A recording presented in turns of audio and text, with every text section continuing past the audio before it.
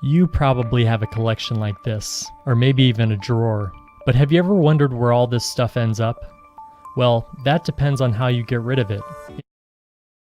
During our observation, we have noticed that many people discard their old or defective electronic devices and cables, either to store them in their home or just discard them in the garbage, which results in turning them into an e-waste. The big companies adopt something called the planned obsolescence, which means the companies intentionally produce and distribute a product that can be useful for a certain lifetime before it becomes outdated and less effective and efficient for the user, which triggers something called the perceived obsolescence in the consumer, which means that the consumer feels that he needs to be updated with the latest technology so he wouldn't feel he's out of the digital community, which also leads to increasing the number of e-waste in the environment.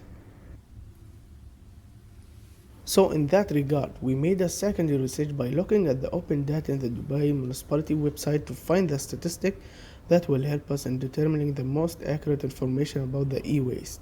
What we got was that most of the e-waste came from electronics that has been thrown out, deemed as not needed anymore or not popular among the current generation.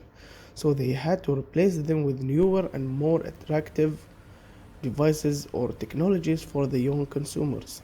So in order to track the issue, we went to some electronic shop to observe and ask a number of questions to the shop owner if they are willing to answer.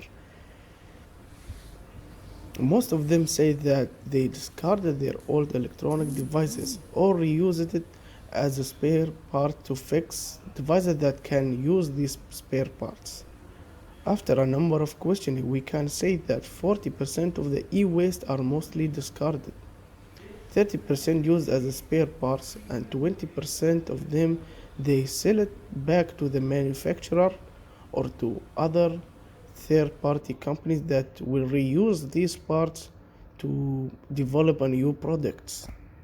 So we can say that the e-waste will increase during that time to a large amount that cannot be sustainable in the future.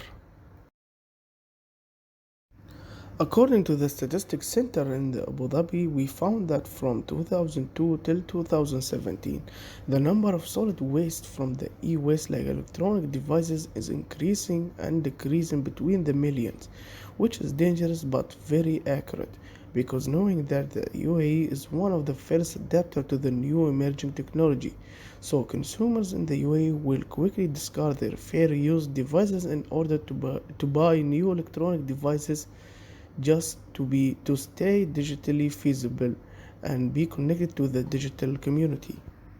And according to a speaker called Nasser Al Wasmi, a UN sponsored project showed that residents generate 17 kilograms of dangerous toxic that can harm people and the environment. Also, Ghadim Mughani addressed that the world produced around 44.7 million tons of e-waste in 2016, and only a small amount of that is being recycled, which is problematic.